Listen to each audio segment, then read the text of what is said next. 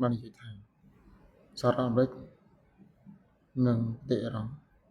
បានបរាជ័យក្នុងការទទួលយកទំនុកចិត្តពីគណៈរដ្ឋបាលអ៊ីរ៉ង់នៅក្នុងកិច្ចការចរចាដែលការចរចានេះដឹកនាំដោយ Mohammed Banger Galifan ដែលរបស់ប្រធានសភាអ៊ីរ៉ង់ដែលបានដឹកនាំគណៈប្រតិភូរបស់ប្រទេសអ៊ីរ៉ង់នៅក្នុងការចរចានៅប្រទេសប៉ាគីស្ថានហើយការចរចានេះគឺ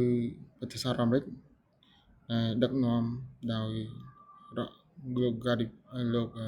John Devan របស់រដ្ឋមន្ត្រីក្រសួងការបរទេសសហរដ្ឋអាមេរិក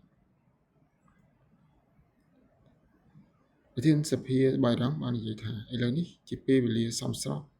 សម្រាប់សហរដ្ឋអាមេរិកការសម្រេចចិត្តថាតើអាចទទួលបាននូវការជួយចិត្តពីយើងឬអត់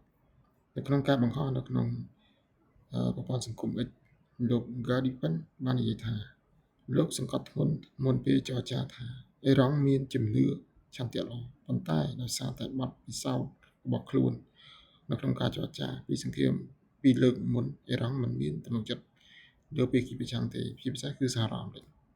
ដែលលោកបាននិយាយថាគណៈប្រតិភូអ៊ីរ៉ង់បានលើកឡើងពីគំនិតព្រួយផ្ដើមដែលមានទស្សនវិស័យទៅមុខប៉ុន្តែភាគីប្រឆាំងគឺសហរដ្ឋអាមេរិកនេះទីបំផុតក៏បរាជ័យក្នុងការទទួលយកបាននៅពីទំនុកចិត្តគណៈប្រតិភូអ៊ីរ៉ង់ក្នុងការចរចាជុំនេះលោកបន្តថាយើងនឹងមិនមានបញ្ឈប់កិត្តខិតខំប្រឹងប្រែងរបស់យើងមួយផ្លេតប៉ុន្តែពង្រួមសមិទ្ធផលរយៈពេលវែងរាប់សិបថ្ងៃនៃការការពារជាតិនោះទេលោកបន្ថែមទៀតថាការចរចាពិតជាខ្លាំងក្លាហើយសូមអរគុណដល់ប្រទេសប៉ាគីស្ថាន